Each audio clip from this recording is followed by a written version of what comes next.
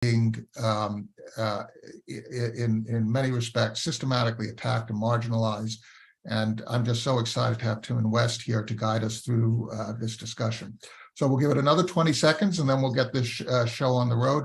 I also want to point out that in addition to these kinds of issues which affect members of the LGBTQ plus community, we also are seeing these kinds of tactics being used to marginalize others. And we have covered on this show attacks against AAPI, Asian and Pacific Islander communities. We've talked the issues with Native American communities and African American communities, Jewish communities, in Latino and Hispanic communities. So the whole idea here is that if we're going to create a society for our future, this idea of crossing over our own divisions, our own identities, and embracing the identities and ways of being across different religions and across different ethnicities, that is what we're about. If we're going to create the America that we want to live in, an America that embraces us, we have to be ready to embrace others. So let's get the show on the road. I'll do a brief introduction and then we'll move forward. Welcome, Oppenheimer. Today we're discussing the increasing attacks against LGBTQ plus folks, and particularly trans folks across the United States, and especially across the American South, with special guests, Tim and West, Executive Director of LGBTQ plus Institute at the National Center for Civil and Human Rights, which is based in Atlanta, Georgia. And a reminder to Zoom attendees that your questions submitted through the Q&A function at the bottom of your screen will be included in our discussion. So Timon, thank you so much for joining us. Let's just set this up because it's just insane what is happening. It seemed that for a long time, we were going toward greater and greater acceptance. I'm certainly old enough to know the time and have very, very stark memories going back into my own family of people being closeted in very separated and apartheid kind of way of having people, members of the LGBTQ plus community, having secret communities in a self-protected way. We had the Stonewall riots that was a rebellion against that type of suppression. And for a long, long time, we seem to have gone toward greater acceptance until we've had this recent blowback. What is your view of the trajectory of history and where we are now? Yeah, it's really interesting that we are at this particular point. I joined the board, the inaugural board of the LGBTQ Institute, which essentially is a little background. It builds a bridge between advocates and academics. So the idea of the Institute is to leverage things like research and history as a way of sort of building power in communities. And when I joined the board, it was 2015. I think President Obama was still in office. And if you had told me and our other board members that 8 years later we would be where we are now, we would have been like, no, we thought we were moving direction around things like inclusion, rights for people.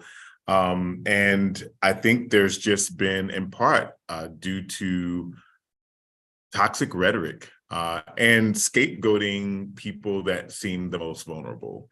Right. It's interesting to me, Mark, that there was bipartisan support for the Protect Marriage Act, right, which, protects marriage and so there's even an extent to which cisgender queer people like myself are seen as kind of okay, but like we need someone that we can pick on and vilify. And right now that's the trans and the non-binary community. And even some people in our community have also marginalized those groups of people. There's rhetoric out there saying that community is really holding gay and lesbian folks back as opposed to being more inclusive. And so our idea is to really just generate more awareness about what's happening. The violence is picking up, in particular among LGBTQ youth. Rates of suicidality and depression are spiking. And in part, Mark, due to the rhetoric in the media, and there's constantly rhetoric on the news about your identity not being valid or not being a real person, it's hurtful. And I think as I work, the Institute is a project or a program of the National Center for Civil and Human Rights. One of the things I think is really important about that is that I'm committed to resituating LGBTQ rights and trans rights as human rights. If we can agree that transgender people are human, particular rights to access to healthcare, to education that others of us are, and I think the rhetoric is intending to dehumanize that category of people, to pathologize transgender people, dismiss them. And I think that's the travesty. And I think more than anything, allies, both straight and in the LGBTQ community, need to say, hey, I may not understand the aspect of a trans person, but they are a person, they are human, and they are endowed certain rights. The standard of having to understand every particular aspect of a human being is ridiculous. I mean, I don't understand every particular aspect of myself, my wife, my kids. Come on. I mean, the fact is that I don't understand every particular aspect of you, right? But we can chat and you can share part of who you are with me. The thing that really distresses me is that the tactics that are at play here seem to be immortal tactics of identifying the weakest members of a particular society. Yes, absolutely. Then othering them, and then using language to create a with slaves that are in this country and creating a whole language set and a whole way of treatment and a whole system to create categorization that would be acceptable, more socialized, to treat people in that category who were Black in a certain way. And we're seeing this now with smallest, the most marginalized individuals. And I think that we can act. Is that really how we want to treat, even if we don't understand someone? Right. Is that really how we want to treat someone who could be our child, our son, our daughter, our uncle, or, I mean, we ought to try to understand if they're different, right? You and I should be trying to understand each other. Shouldn't we try to understand someone who has a different orientation or identity than me? Absolutely. And what's interesting is a lot of this hinges on this new sort of parent right stuff, right? Like that we want parents to have rights. One, there's a kind of essentialization of the category of parent, as if all parents believe the same things about how they want to raise kids. We talk about banning books because they're not good for kids, but like, which parents are we talking about? My mom let me loose at the library and said, go forth and read, right? And I got to have critical engagement with text that resonated with me and didn't resonate with me. And I think that that's a part of our intellectual and psychological development as people in this country to have access to that. The banning is saying that there's one group of parents that we're going to privilege as the right ones. And any parent that doesn't agree with this particular way then therefore loses their rights. I think that's the dangerous thing that's happening in places like Florida right now, where, everything from books being censored and banned to certain types of curriculum. And so it speaks to a real hypocrisy. So I think it also goes... a libertarian, or you are basically live and let live, let different parents have different parenting styles and not try to impose my parenting style on you, right? I think it's very dangerous, right? I think it's a really dangerous, slippery slope to start to legislate how parents can raise their kids. So on one side, you have people that say, you know what, supporting a trans trying to get passed that would actually criminalize parents for saying, you know what, my kid is gender non-binary, or that they feel like they were born in the wrong body. And I want to actually support them by taking them through vetted and psychologically appropriate care to get those conversations, to get the care that they need. There's vast evidence out there that when children who are in that space and adults alike receive that care, that there are people that will call that abuse. On the other side, you have people that say, you know what, if you kick your trans kid out because they're trans or non-binary or LGBTQ, then that's abuse, right? Now, I certainly have my own opinion about that, but being criminalized because they believe a particular thing. Yeah, I'm with you. You know, we work for a whole bunch of different people, and not everybody has the exact same values that I particularly have, or that any of our people, by people who are trying to improve civil society and give each other space. That's basically what you're saying, is that instead of legislating, creating one set of rules that all of a sudden create a state coercion on parents or a state coercion on individuals. And I think importantly, there is a piece of this, right? And this is where the research becomes very important to me. There's kind of this movement aligned with some of the toxic rhetoric that is like, throw science out, right? Like that people get to spew and make cases for arguments that are like either based on really bad research or like research from maybe some kind of evangelical fundamentalist Christian think tank, right? As opposed to like the American Psychological Association or the American Pediatrics Association. You have these really strong vetted institutions that have done the research to say, like, this is healthy, and that people have done a lot of work to get to that point. And yet you have these mythologies often spread through things like social media that a lot of people are latching on to. Trans kids aren't being mutilated at 2 and 3 years old or 4 and 5 years old. There's a process that they have to go through, which includes psychological evaluation, getting to an appropriate age to even take something like hormone blockers, which would simply delay the process of maturing into the gender at birth. And so it's in our recent LGBTQ Southern survey, and a lot of our work focuses on the South because, one, contrary to what a lot of people know, about a third of the U.S. LGBTQ population resides in the South.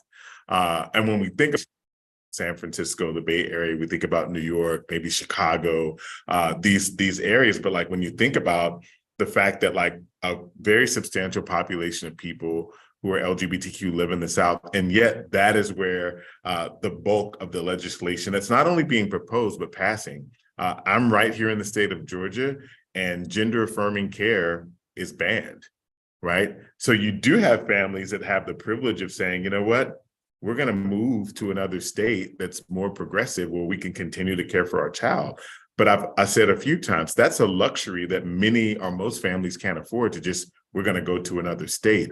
And my fear is that families will have to resort to underground methods, to things that may not actually be healthy, to try to navigate those spaces and take care of their children, which is why I think that this is really, really important issues and work, and that we need to do a lot to educate people, who maybe don't understand on like, what does it mean to be trans or non-binary? But I think fundamentally, what does it mean to preserve and fight for and maintain families' rights and children's right to sort of live and thrive just like other people?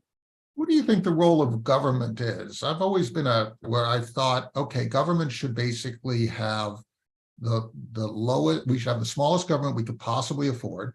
We should have the least interventionist government that we can possibly afford. And government's role is things like assuring common defense, setting standards for the nation, keeping people safe, making sure that minorities have voice, and that the majority doesn't Bigfoot minorities and so on. Mm-hmm. What is your view of what this role is? Because we do have, this is a government, is these laws and so on, trying to legislate what I can do, in terms of with my family or whatever, can or cannot do. What's your view? And, it really exposes a hypocrisy of a group of, just a few years ago, we're talking about like, we don't want the government in our lives, right? And yet you see this turn where like, it's okay for the government to be in the lives of people as long as it agrees with my values, right? And so I think that's the real hypocrisy, but I think needs to step in to legislate and ensure don't, as you put, get bigfooted by the majority. We know, for example, that's been the real importance of a Supreme Court that can legislate in a way that's like best, right? We know that like if the ending slavery was put up to a democratic vote or a vote of the people, it wouldn't have happened, such as the right for women to vote, such as marriage equality. So we need those governmental all of a sudden putting things up to a vote that actually legislate how people get to live their lives. And I think that's an overreach of government. But I think it's also a hypocrisy because, again, those same people just a few years ago were saying that we don't want the government with my way of life. And to me, that's a travesty and a real red flag going forward because it can seep into other areas beyond just LGBTQ rights, right? And I think that's what I need people to understand is that if people start to find a way to legislate how we get to live our lives or what we get to believe or where we get to go, it will at some point come to affect some decision that you believe you should have the right to make. I think that's why it's really the principle, like not so much that I'm getting away from the trans issue, but I think it's bigger than that. Well, you said it before, right? What if I go to a library, what books can I read? I mean, that is pretty darn fundamental, right? Mm-hmm. So that's about freedom of speech and so on. So as soon as you get to book bannings, you have an issue. And then you can go into sort of religious, definition of what a religion is and what the right religion is and whether we have state sponsorship. There are all these different practices that we've had debated since the founding of our nation. But I'd like to get to another point that you made, Timothy. Sure. And that is the whole issue of children growing up, right? Mm-hmm. I know and that's good, right? I was in my day susceptible to that, and my parents said, oh, that's probably just a fad, right? So there are, as children grow up, they're not necessarily equipped at all points to know their own minds and and so on. How does that actually work when you're talking about somebody who is, and we all do that. We all deal with our own gender, our own sexual identity, or our own place in the world. How does that work? What's going on is that we've got people who are judging what other people, what other families ought to, how they ought to navigate. And I don't know that's really appropriate here. But we also don't want, That's where people are taking the rhetoric and saying, it's letting kids just do what they want. I don't agree with that. As a parent, as someone that's raised a kid, I don't agree with that. But I think to punish parents for wanting to be supportive of that kids to go through an evolutionary process where they actually do have the support and know that they are supported. But interestingly, when we talk about our LGBTQ Southern survey, we actually found out some really interesting things. 22.5% of our respondents reported being under 10 LGBTQ. And that's really interesting. People will say, I often hear from 22%. You said 22%? 22% of our survey respondents said, okay. and that aligns with my experience. Like I've had feelings that like I could grow up and I could love a man and I could love a woman. Like that was not a bizarre thought. And then we see that number jumps radically. So by the age people are 14, 58.1. So almost 60% of people that currently identify as LGBTQ had those. I mean, that's hell, right. I've been through that, right? I all of us, right? At a certain point, we're sort of discovering ourselves sexually. So absolutely, but here's the thing, Mark. When did you realize you were a boy? At what age did you feel like I'm a boy? This is my gender. This is what feels right for me. I guess I don't know. 5, 6, before that, you don't really think in those terms, right? Right. But I guess the point is like, I certainly understood my gender by the time I was 10, 12, like I'm comfortable, I'm a boy, right? And so there's this double speak with like, it's okay for some people to understand or even that, we talk about, I was watching this video of this 5-year-old kid taking flowers to this little girl, 5-year-old girl's house, and the parents followed them, and it's like, oh, like he's going to be such a gentleman, and look at how, you know, how chivalrous this is, and this is amazing. And there were thousands about a 5-year-old boy taking flowers to a 5-year-old girl's house, but we don't call that grooming. Right? We don't say they're being groomed to be heterosexuals. So there's again a kind of double speak around like people being aware. And a 5-year-old kid can't have aspirations to someday be with a girl, but it's problematic if the 5-year-old kid feels like, oh, I might have a little crush on a boy. And then we say, that's not possible. You can't possibly know what you like. You can't possibly know your gender identity. Development of children when they come to know things. I think the important thing about that data point, which kind of hits on our access to books and literature and the censorship that's happening now, is if 58% of LGBTQ adults knew who they were at teen, then it's not like they're being groomed. It's that they want to see themselves reflected. They don't want to feel like a unicorn or some kind of weird person because like me. It's like exactly. Me, right? I want to see about that age, right? Right. And I think, you know, for heterosexual people that they can model their lives off of. And essentially we're saying you can't be that because we're going to deny you the ability to see sort of a healthy example of what you could be in the future. And I think that's dangerous. That's what leads to the suicide among youth, is that the avenues that we had just a few years ago for supporting young people around that journey, even if they do turn 20 and change their mind, at least they feel like, you know what, I was supported in that journey. There is no harm in saying, wow, my parents supported me. I hadn't figured it all out, but I never once questioned if I'd be kicked out, if I would get bashed or beaten or anything harmful happen to me, because I'm literally just going through a developmental journey. Well, you know, it was a big sign out front, God, the original they, them, right? Which I thought was great. Now, we also do a lot of work for people who have different beliefs in that way. What you're basically saying is churches give room for civil society organizations to work it out rather than legislating. So how do we help that along? Because, you know, one of the things that I don't want to end up with is these pendulum swings in which we're legislating, you know, because of legislation that goes in one direction, that we legislate in the counter direction and force anything on anyone, right? We basically want to have an open civil society in which we can kind of work it out. Legislated society, which sort of starts to resemble, you know, a top-down mind control kind of a regimen. How do we get there? Because that's part of what you're doing, Timon. What are you doing to create that circumstance? Don't have two echo chambers screaming at each other that can't have conversation. Yeah, I really feel like that's where we need to get. I'm right now in the process of launching a youth advocacy fellowship where we're training very differently than you do. There's a mentor that I have great respect for, David Fleischer.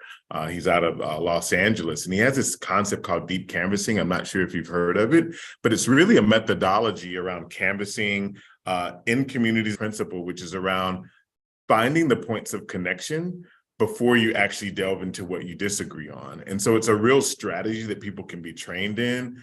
Down south or in Arkansas, which is where I grew up, you know, the common conversations may be the fact, then when I identify as queer, well, that person, and research has shown this, is more likely to listen to me and hear me out because I started with something that we have in common. I think the echo chambers exist because people's identities are rooted in, and it's this ideological war happening instead of, oh, you're a dad and I'm a dad too. Let's start there. To create a means for having a conversation. I think that's one thing, I don't know if it's NPR's like One Small Step or Story, or that show where they actually take two people, they're both ministers or they're both teachers, and they find that when people have something in common, that they're able to have more civil dialogue, and there's a respect for like that profession because there is that alignment. I think how can we example and begin to engage, because what I'm seeing is like red states and blue states, right? Yeah, it's just nonsense. And from your perspective, Mark, I would have issues if California, for example, which is often seen as like, that's the state that raised your kids that way. But I also would have an issue telling a family or a parent that like you can't teach your kids that being LGBTQ is against your religion. I think they deserve the right to also feel those psychological harm is happening, but we have to be in a space where people can believe different things, because I certainly want the ability to raise my kid with a set of beliefs. And again, I like what you said. What does it mean to create a kind of civil society where people get to work through and work out? If this is not what you believe, then you don't get to be here, right? What is it, Florida, where woke goes to die? Or, I think it was at a university here. If you want to do that, go somewhere else. That's really dangerous, right? And what if you don't need to be in America if you have a certain set of beliefs? When I think fundamentally that our democracy is really about creating a space where we do get to have different opinions and thoughts about things, and that the people that want to support and be nurturing the LGBT. Some states, Mark, that are actually banning trans affirming care for adults. Right? Not just kids. So like this whole thing of protect the kids, it's not about protecting the kids. It's about, I believe that they're only binary male and female, and anybody that's really dangerous, because at some point that issue is going to knock on something that you fundamentally cherish as a right that you have. And I think that's where we all have to come together. I think that's where the alignment and the mobilization, even people that don't understand fully about with what most people think. And I think that's something that I'm certainly reminded of, and certainly I hope our listeners today are thinking about. I think part of what we need to do, Tim, is to make sure that everybody interest in the world that you're describing, as opposed to this world of circle the wagons. If I'm doing something as pedestrian as doing business with you, maybe, I'm buying not a terrible sandwich that's cheap, but you want me to come back and buy another sandwich from you. Absolutely. So you have to care about how I feel. That's how you end up being prosperous. And yes. It's not true for the country. I have to care how you feel, even if you're different, even if you have a different, maybe you like salami and I like pastrami, or I like, God knows, ham on whole wheat with mustard, right? You're going to serve me something that I like. I know that's a great analogy, Mark. Being considerate of it's saying like, we're going to take ham off the menu because I think ham is bad for everybody. So you don't get access to that. And I think it's a really good metaphor and a really good analogy of like where we're moving in terms of a lot of this legislation and anti-trans, right? Like